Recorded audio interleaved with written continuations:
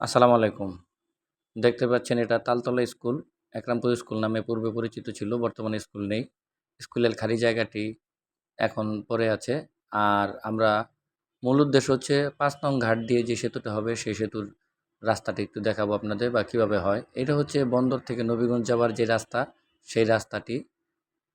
আর বাম পাশ দিয়ে চলে গেছে সেই ৫ নাম্বার ঘাট দিয়ে যে সেতুটা হবে, কদম রসুল সেতু, বহুল প্রতীক্ষিত।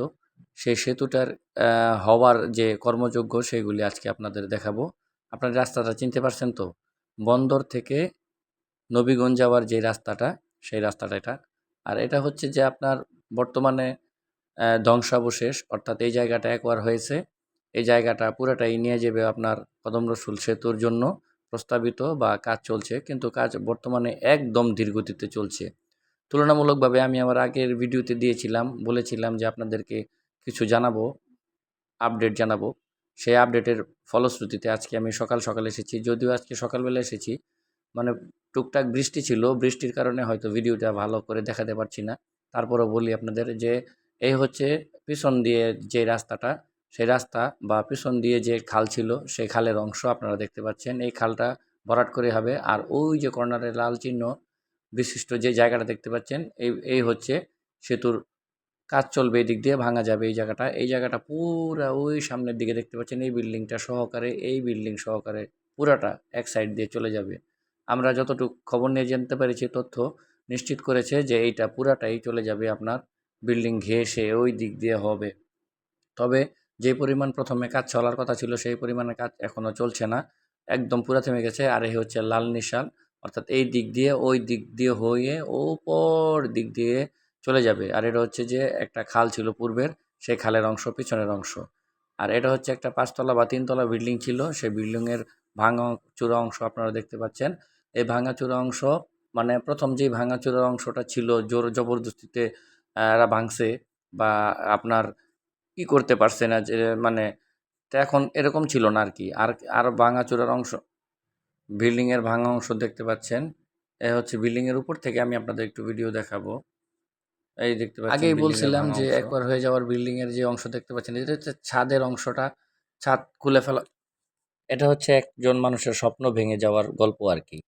মানে একজন মানুষ তার সর্বশেষ প্রচেষ্টা দিয়ে একটি বিল্ডিং বানায়, বাড়ি করে, জায়গা কিনে, এবং জায়গা করার পরে সে একটি বিল্ডিং করে, এবং বিল্ডিং করার পরে সেই বিল্ডিংটা আসলে রাষ্ট্রের প্রয়োজনে রাষ্ট্র নিয়ে যায়, যদিও তাকে বিল্ডিংয়ের দাম সহকারে, জায়গার দাম সহকারে তাকে দিয়ে দেয়। কিন্তু কিছুই করার নাই, কারণ রাষ্ট্রের প্রয়োজনে রাষ্ট্রে চাইলে যে কারো জমি অধিগ্রহণ করতে পারে। যাই হোক, এ হচ্ছে পাখির চোখে আসলে দেখানো। ওই হচ্ছে শীতলক্ষ্যা সেতু, ওই যে নীলটা দেখতে পাচ্ছেন, সে হচ্ছে ওই যে, ওই হচ্ছে শীতলক্ষ্যা সেতু। আর আমি এখন দাঁড়িয়ে আছি ৩ তলা বিল্ডিং বা ৪ তলা বিল্ডিংয়ের ছাদে। এটা আসলে বোঝা যাচ্ছে না, যদিও ভাঙাচোরা বিল্ডিং। যাই হোক, তবে ছাদের উপর থেকে দেখা যাচ্ছে এই যে বিল্ডিংটা দেখতে পাচ্ছেন আপনারা, এই বিল্ডিংটা ঘেঁষে উপর দিক দিয়ে সোজা চলে যাবে ওই যে উপরে দেখতে পাচ্ছেন আপনারা, ওই যে একরামপুর স্কুলের খালি জায়গা, এই পুরা লম্বা হয়ে চলে যাবে এই দিক দিয়ে। আসলে পুরাটা জায়গাটাই আসলে প্রথমে খুব সুন্দর ছিল, এখন ভাঙাচোরার অংশ অবস্থার কারণে কিছুই বোঝা যাচ্ছে না। তবে আপনাদেরকে বলে রাখছি, শীতলক্ষ্যা কদম রসুল সেতু বর্তমানে সেতুর যে প্রস্তাবিত কাজ বা চলমান, সেটা একেবারেই ধীরগতিতে চলছে। যথাযথ কর্তৃপক্ষের দৃষ্টি আকর্ষণ করে আমরা জানাতে চাই, বন্দরবাসীর দীর্ঘদিনের স্বপ্নের সেতু আসলে এটা। আরও একটা কথা বলতে চাই, সেটা হচ্ছে যে এই সেতুটা হলে আসলে আমাদের অনেকেরই অনেক উপকার হবে, বন্দরের মানুষের অনেক উপকার হবে। তবে প্রশাসন এইদিকে একেবারেই নজর দিচ্ছে না, কারণ প্রথমেই যেই পরিমাণ জোর নিয়ে কাজটা, তোড়জোড় দিয়ে কাজটা শুরু হচ্ছিল, এখন এই কাজটা, এখন তোড়জোড় দিয়ে কাজটা চলমান নেই। কাজটা একেবারেই ধীরগতিতে চলছে আর একেবারেই অস্থির অবস্থায় পড়ে আছে।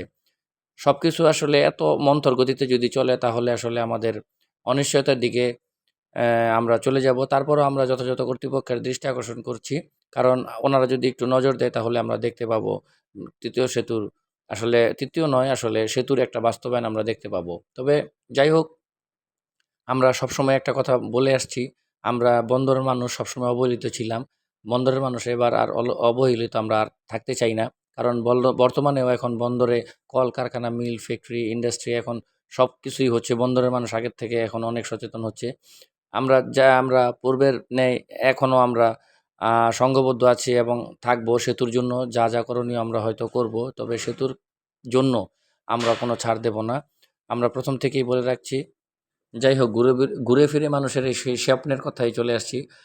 দেখতে পাচ্ছেন যে ধ্বংসাবশেষ আপনাদের বলেছিলাম একটু দেখাবো, ঘুরে ফিরে একটু দেখাই, কারণ অনেকেই হয়তো দেখতে পারে না। নারায়ণগঞ্জের ম্যাক্সিমাম মানুষ, বা আমি যেহেতু বন্দরের বাসিন্দা, নারায়ণগঞ্জের ম্যাক্সিমাম মানুষ আমার ভিডিও দেখে, বা আমার বন্ধুবান্ধব বা কলাকুশলী বা আত্মীয় স্বজন যারা আছেন, যারা নারায়ণগঞ্জে বা ঢাকাতে বা বাংলাদেশের বিভিন্ন প্রান্তে থাকেন, তারা আমাকে প্রায় নক করে জানতে চান বা পরিস্থিতি দেখতে চান। সেজন্য তাদের জন্য ভিডিওটি আজকে তৈরি করেছি। আপনারা দেখুন, মোটামুটি কাজ একেবারেই ধীরগতিতে চলছে। প্রথমেই যে অবস্থায় ছিল এখনও নেই। আমি বারবার একটি কথা স্পষ্ট করে বলে দিয়েছি যে কাজ কিন্তু একেবারেই মন্থর গতিতে কাজ চলছে। আর এই হচ্ছে আপনার ইস্পাহানি থেকে যে রোড, ইস্পাহানি বড় জামে মসজিদের যে রাস্তা, সিএসডি গেট দিয়ে যাচ্ছে যে রাস্তাটা, সেই রাস্তাটা হচ্ছে এই রাস্তাটা।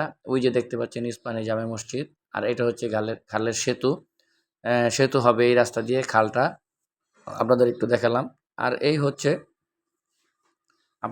আমাদের বহুল প্রতীক্ষিত যে ঘাট, সিএসডির বন্দর একরামপুর ইস্পাহানি বাজারের সাইড ঘেঁষে আপনার